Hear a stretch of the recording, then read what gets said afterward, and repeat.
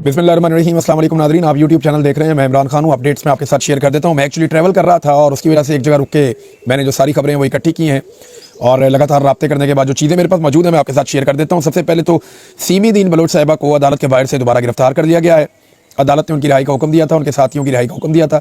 ये लोग एहतजाज कर रहे थे बलोचिस्तान में जो जुल्म किया गया, वहाँ पे जो ख़वातीन को गिरफ्तार किया गया, जो वहाँ पे सीधी गोली चलाई गई और उसमें कुछ लोग शहीद हुए हैं, बहुत सारे लोग ज़ख्मी हुए हैं, वो अस्पतालों में पहुँचे हैं। और जिस तरीके से क्रैकडाउन किया गया एहतजाज करने वालों के ऊपर, ये लोग लापता अफराद के हवाले से एहतजाज करते हैं, जबरी गुमशुदगियों पे करते हैं। वहाँ मारूक बलोच को जेल में मुंतकिल किया गया है कोयटा में। सवाए कोयटा के बलूचिस्तान के कोई और अजला से ऐसी रिपोर्टें नहीं आ रही कि कारोबारी ज़िंदगी नॉर्मल चल रहे हों। बलूचिस्तान में हालात बहुत ख़राब हैं, हर तरफ रास्ते बंद हैं, जगह जगह एहतजाज किया जा रहा है। बल्कि आज कुछ और गिरफ्तारियाँ भी हुई हैं जिनमें ख़ास तौर पर खारान का एक इलाका है, वहाँ पर एहतजाज के दौरान गिरफ्तारियाँ की गई हैं। कल कराची में गिरफ्तारियाँ की गई थी।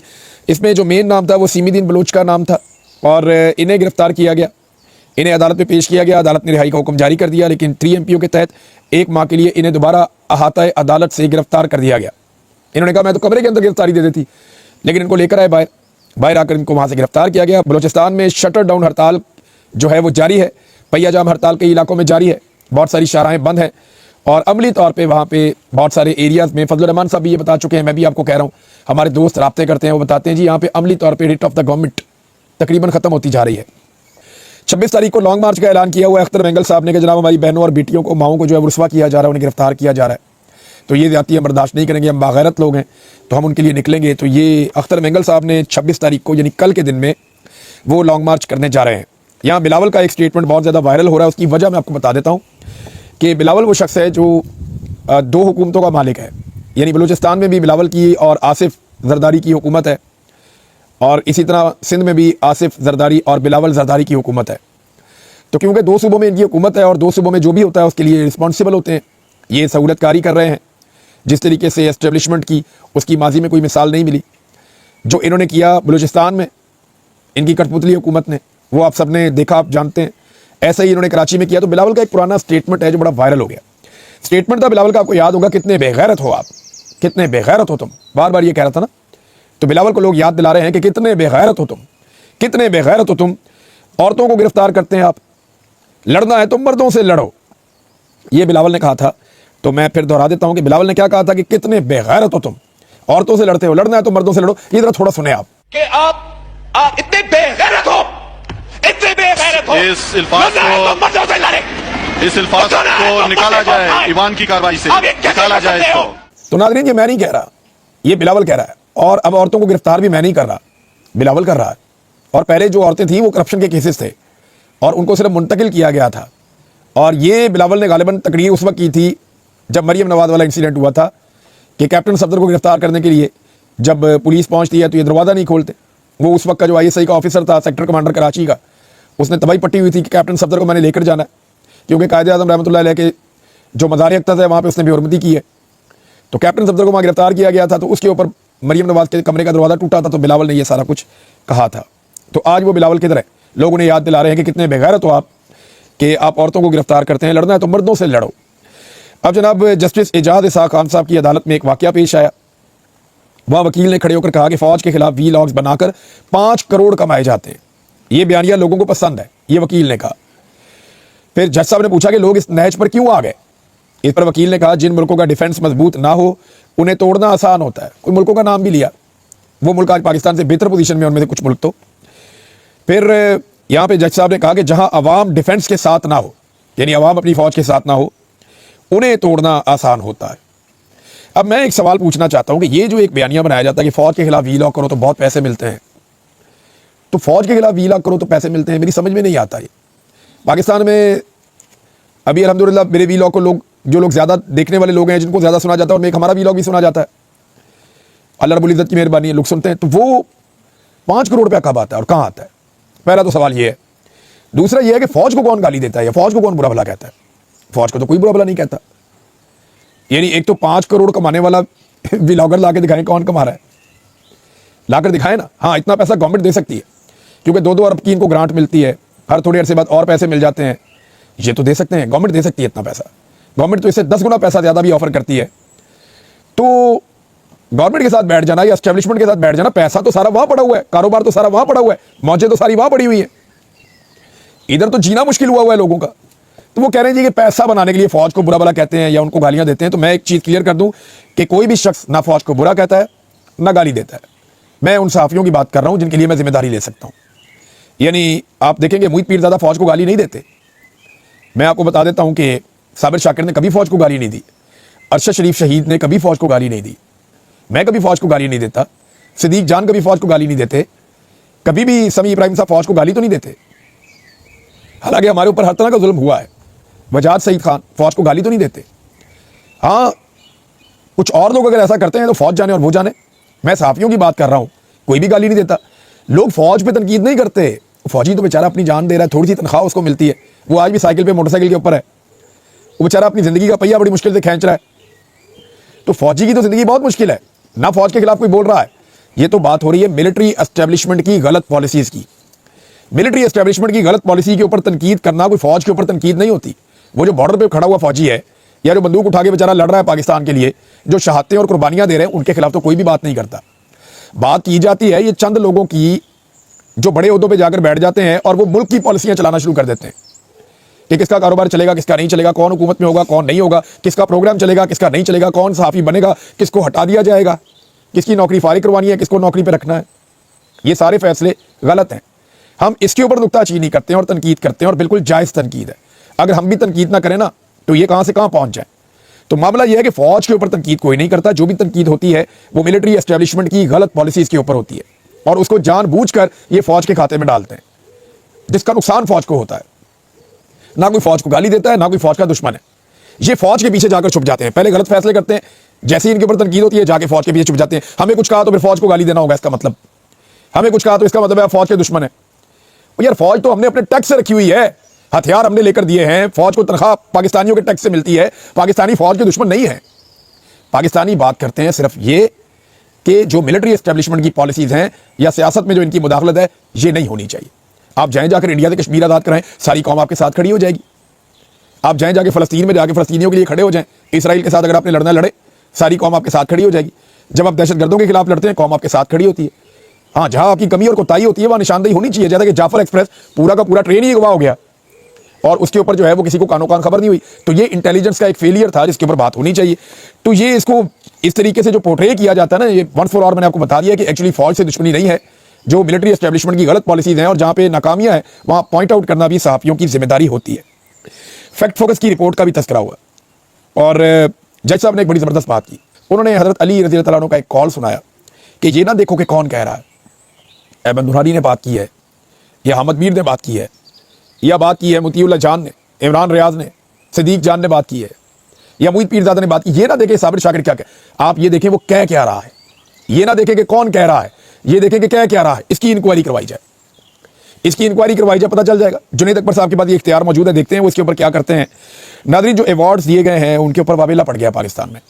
जितने दानिशवर हैं सारे इसके ऊपर बात कर रहे हैं, हर शोबे के अंदर मौजूद लोग इसके ऊपर बात कर रहे हैं कि भाई जिनको अवार्ड मिलने चाहिए उनको मिल नहीं रहे, और जिनको अवार्ड के फंक्शन में भी नहीं बुलाना चाहिए, और अवार्ड से इतना दूर रखना चाहिए कि अवार्ड के ऊपर उनका साया ना पड़ जाए, उनके गलों में तमगे पहनाए जा रहे हैं। क्यों? देखें, आप अवार्ड क्यों देते हैं? रियासत किसी को अवार्ड क्यों देती है? ताकि कंपटीशन पैदा हो। ओलंपिक्स के अंदर आप जाते हैं ना, वो मेडल मिलते हैं ताकि अगले साल सारी तैयारियां करके आए, नए रिकॉर्ड बने, कंपटीशन पैदा हो। इसी तरह मुख्तलिफ शोबों में ये एक मुकाबला होता है, कंपटीशन होता है कि जो जितना अच्छा काम करता है, जितना आगे जाता है, उसको अवार्ड मिलता है। उसको देखकर बाकी लोग उसके जैसा बनना चाहते हैं। किसी डॉक्टर को अवार्ड मिलता है, उसको इज्जत मिलती है, बाकी चाहते हैं हमें भी मिले। मुसन्निफ को मिलता है, लिखारी को मिलता है, फनकार को मिलता है, किसी फौजी को मिलता है, वो सारे उसी तरह का बनना चाहते हैं। लेकिन जिस तरह के लोगों को इन्होंने अवार्ड दे दिए हैं, क्या कोई उस तरह का बनना चाहेगा? क्या रियासत ये चाहती है कि लोग इस तरह के बन जाएं, इंतहाई थर्ड क्लास, या इस लेवल पे लोग चले जाएं जिस तरह के लोगों को अवार्ड दिए गए हैं? तो ये तनकीद हो रही है और बार बार तनकीद हो रही है। कुछ लोग ऐसे हैं जिनका नाम लिया जा रहा है, हमारे बड़े प्यारे मिर्जा साहब हैं, उनको अवार्ड मिलना चाहिए था, उनको नहीं मिला। उन्होंने बड़ी खिदमात है उनकी। खबर मानिका साहब को अवार्ड मिलना चाहिए था, उनकी बड़ी खिदमात है। चीफ इलेक्शन कमिश्नर को अवार्ड मिलना चाहिए था। काजी फायज ईसा साहब को ज़रूर अवार्ड मिलना चाहिए था। मोहसिन नकवी साहब को अगर अवार्ड नहीं दिया तो ये तो कोई फ़ायदा नहीं हुआ। उनको बिल्कुल हर साल उनको अवार्ड मिलना चाहिए जब तक वो मौजूद हैं या उनके दोस्त मिलिट्री एस्टेब्लिशमेंट में मौजूद हैं। फिर कमरुज़्ज़मान कायरा साहब से जब ये सवाल किया गया अवार्ड के हवाले से, तो उन्होंने बड़ा मज़े का जवाब दिया। वैसे ये जवाब बनता तो नहीं, लेकिन कायरा साहब दे सकते हैं। कायरा साहब ने कहा जी पाकिस्तान में बाकी कौन से काम मेरिट के ऊपर हो रहे हैं, जो आप इसके अंदर मेरिट ढूंढ रहे हैं। सदारती अवार्ड था ना, सदारती अवार्ड के हवाले से सवाल किया गया। उन्होंने कहा जी बाकी पाकिस्तान में कौन से काम मेरिट के ऊपर हो रहे हैं, जो आप कह रहे हैं यहाँ पे भी मेरिट हो जाए, तो बात तो ठीक है, बात मेरे दिल को लगी है। नाज़रीन, इमरान खान साहब का केस लगा हुआ था अल कादर यूनिवर्सिटी वाला हाई कोर्ट के अंदर, सदा मुअत्तली का। तो वहाँ पे सलमान अकरम राजा साहब ने जस्टिस सरफराज जोगर साहब को कहा कि जी थोड़ा वेट कर लें, 1 मिनट के अंदर 2 मिनट के अंदर सलमान सफदर साहब पहुँच रहे हैं। लेकिन जज साहब ने 1 मिनट भी वेट नहीं किया, जिसपे अलीमा खान साहब ने जज साहब को बड़े आड़े हाथों लिया। बाद में उन्होंने कहा जी इनको तो लाया इसलिए गया है, उन्होंने तो एतमाद का इजहार कर दिया। जज साहब उठ के चले गए, 1 मिनट इंतजार नहीं किया इमरान खान साहब के वकील का और जज साहब उठकर चले गए। ये है नाज़रीन सिचुएशन। अली अमीन गड्ढापुर साहब ने जब एक इंटरव्यू दिया तो उसमें, क्योंकि अतर काज़मी साहब आप जानते हैं वो बड़े अच्छे जर्नलिस्ट हैं, शहीद अरशद शरीफ का मामला छिड़ा वहाँ पे।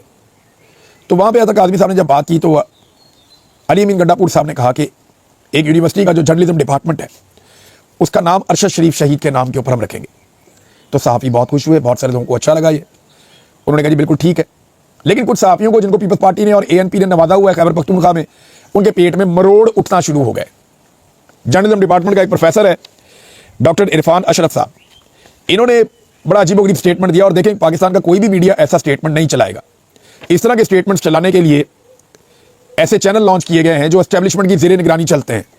तो एस्टेब्लिशमेंट के एक चमचे या उनके ज़ेरे निगरानी चलने वाले एक डिजिटल चैनल ने यह खबर चलाई और इसका वो स्क्रीनशॉट बना के डाला कि हमें अरशद शरीफ के नाम पर वॉशरूम बनाकर दिए जाएं, हमें उनके नाम के ऊपर जो है वो जर्नलिज्म डिपार्टमेंट का नाम रखा जाए। ये सियासी फैसला है। लेकिन कितनी अफसोसनाक बात और कितनी घटिया बात है जो उन्होंने की है प्रोफेसर साहब ने। उन्हें शर्म आनी चाहिए। बहुत सारे लोग पाकिस्तान में अरशद शरीफ की कदर करते हैं। किसी सहाफ़ी का आज तक इतना बड़ा नवाज़े जनाजा नहीं हुआ। किसी सहाफ़ी से पाकिस्तानी इतना प्यार नहीं करते। किसी ने अपनी सहाफ़त के लिए इतनी बड़ी कुर्बानी नहीं दी कि उसने कंप्रोमाइज़ नहीं किया मिलिट्री एस्टेब्लिशमेंट के सामने। वो मुल्क छोड़कर बेचारा चला गया, मुल्क छोड़कर गया, दर बदर फिरता रहा।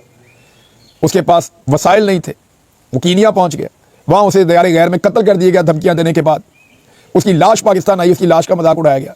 आज सिर्फ एक जर्नलिज्म डिपार्टमेंट, ये इज्जत जर्नलिज्म डिपार्टमेंट की बढ़ेगी। अरशद शरीफ को जो इज्जत अल्लाह ने देनी थी वो दे दी उसको। वो लोगों के दिलों के अंदर बसता है, अब लोगों के दिलों के अंदर नक्श है। मैंने नौजवानों के पास अरशद शरीफ की फोटो देखी है, उनके मोबाइल के ऊपर मैंने लगे हुए उनके डीपीज देखे हैं। आज भी लोग अरशद शरीफ की तस्वीरें लगाकर फख्र महसूस करते हैं, उसके साथ निस्बत अपनी जोड़ते हैं। हर सहाफ़ी उससे प्यार करता है। उसको जो अल्लाह ने इज्जत दे दी थी वो दे दी है। ये आपके जर्नलिज्म डिपार्टमेंट को इज्जत मिलनी थी जब अरशद शरीफ के नाम पे वो रखा जाता। लेकिन आप शायद इस काबिल नहीं है। ये फैसला अब एक तो 2 चीज़ें हैं वो डिमांड की जा रही है सहाफ़ियों की जानिब से कि डिजिटल नेटवर्क इसको डिलीट करे, ये जो लगाई गई है खबर। क्योंकि अरशद शरीफ के खिलाफ पाकिस्तान की एस्टेब्लिशमेंट बड़ी सरगर्म है। ये मुझे भी कहते थे अरशद के बारे में कि आप ये बयान दे दें, वो बयान दे दें, मैंने नहीं दिया। बार बार कहते थे कि तुम अरशद शरीफ के बारे में ये कहो, वो कहो, आपको ये कहना पड़ेगा। और वो बहुत नेगेटिव थे अरशद शरीफ शहीद को लेकर। और यही चीज़ें अब जो है वो एस्टेब्लिशमेंट के ज़ेरे कंट्रोल चलने वाले चैनलों के अंदर दिखाई देना शुरू हो गई हैं। नाज़रीन, एक और खबर यह है कि MS जिन्ना अस्पताल को भी मरियम नवाज़ ने मुअत्तल कर दिया। डॉक्टर काशिफ जहांगीर को उन्होंने एक पोस्ट लिख दी कि अल्हम्दुलिल्लाह उसके ऊपर जो लोगों का तांता बन गया मुबारकबादें देने का, डॉक्टर्स का, लोगों का। यानी मरियम नवाज़ को इस बात का आइडिया नहीं है कि हेल्थ डिपार्टमेंट के साथ उन्होंने किया क्या है। आज कोई भी उनके साथ काम नहीं करना चाहता। लोग सिर्फ मरीजों के लिए काम कर रहे हैं। डॉक्टर्स बहुत परेशान हैं। अस्पतालों में ना बजट दिया जा रहा है, ना फंड्स दिए जा रहे हैं, ना अद्वियात दी जा रही हैं। और जो देही इलाकों के अंदर यूनिट्स से उनको प्राइवेटाइज़ किया जा रहा है। फिर मरियम नवाज़ क्लिनिक बनाए जा रहे हैं। हर जगह पे अपनी फ़ोटो, अपना नाम लगाने का इनको शौक है। हेल्थ डिपार्टमेंट का इन्होंने बेड़ा गर्क कर दिया। वो जितने भी वर्कर्स हैं, हेल्थ वर्कर्स, वो यंग डॉक्टर्स और बाकी लोग, वो लाहौर में एहतजाज कर रहे हैं सड़कों के ऊपर आके, और लगातार एहतजाज कर रहे हैं और वो इस हुकूमत को एक्सपोज कर रहे हैं। तो ये सूरत हाल आपके सामने। नाज़रीन, एक अहमद नूरानी की बहन ने इंकशाफ किया है। उन्होंने ये कहा कि उनके दोनों भाइयों के जो टेलीफोन्स हैं उन्हें ऑन किया जाता है और उन फ़ोन्स के ज़रिए से तमाम रिश्तेदारों और उनके दोस्तों को कॉल्स की जाती हैं। जब वो टेलीफोन कॉल उठाते हैं तो आगे से बोलता कोई नहीं, जानबूझकर खामोश रहता है। अब ये क्यों किया जा रहा है, गौर करें। अहमद नूरानी के भाइयों को, जिनको लापता किया गया है जबरी तौर पे, लगभग 1 हफ्ता हो गया है, उनके टेलीफोन ऑन करके मुख्तलिफ रिश्तेदारों को फ़ोन किए जाते हैं और उन्हें कॉल्स की जाती हैं। वो फ़ोन उठाते हैं तो ये आगे से बोलते नहीं, फिर काट देते हैं, फिर किसी और रिश्तेदार को, फिर किसी और दोस्त को, फिर काट देते हैं। ये क्यों कर रहे हैं? देखिए, ये इसलिए कर रहे हैं कि एक रिकॉर्ड बना रहे हैं। कल को जब अहमद नूरानी के भाइयों को जो है वो किसी अदालत में पेश किया जाएगा या छोड़ा जाएगा तो उस वक्त ये कहा जाएगा जी देखें तो इनके तो फ़ोन ऑन थे, ये तो घूमते फिरते रहे, ये तो देखें फ़लाने इलाके में चले गए थे, ये तो देखें उस इलाके में चले गए थे, ये तो देखें जी ये तो गाड़ी चला रहे थे, फ़लाँ जगह से इन्होंने एक फ़ोन किया है, देखें जी इन्होंने फ़लाँ जगह से एक और फ़ोन किया है। तो वो इनके फ़ोन में ला के एक रिकॉर्ड बना रहे हैं ताकि अदालत में पेश किया जाए कि अहमद नूरानी के भाई खुद से गायब थे, उन्हें गायब नहीं किया गया या जबरी तौर पे उन्हें लापता नहीं किया गया। नाज़रीन, एक और खबर है अफसोसनाक है। पाकिस्तान के army chief general Asim Munir की वालिदा इंतकाल कर गई हैं। अल्लाह रब्बुल इज़्ज़त उन्हें और पूरी फैमिली को सब्र अता फरमाए और उनकी वालिदा को जन्नत में जगह अता फरमाए और उनकी अगली मनाजिल को आसान फरमाए। माँ के बिछड़ने का दुख जो है ना, वो ज़िंदगी के बहुत बड़े बड़े दुखों में से एक है और ये बड़ा तकलीफ़ का लम्हा होता है। अल्लाह ताला सब्र अता फरमाए। एक और नाज़रीन, इमरान खान साहब क्योंकि जेल में मौजूद हैं तो उनकी बहन ने बाहर आके कुछ चीज़ें बताई हैं इमरान खान साहब के हवाले से। उन्होंने कहा जी इमरान खान, वो कोर्ट में जब आई तो उन्होंने वहाँ ये बात बताई कि इमरान खान अभी भी 8/10 की चक्की में बंद हैं।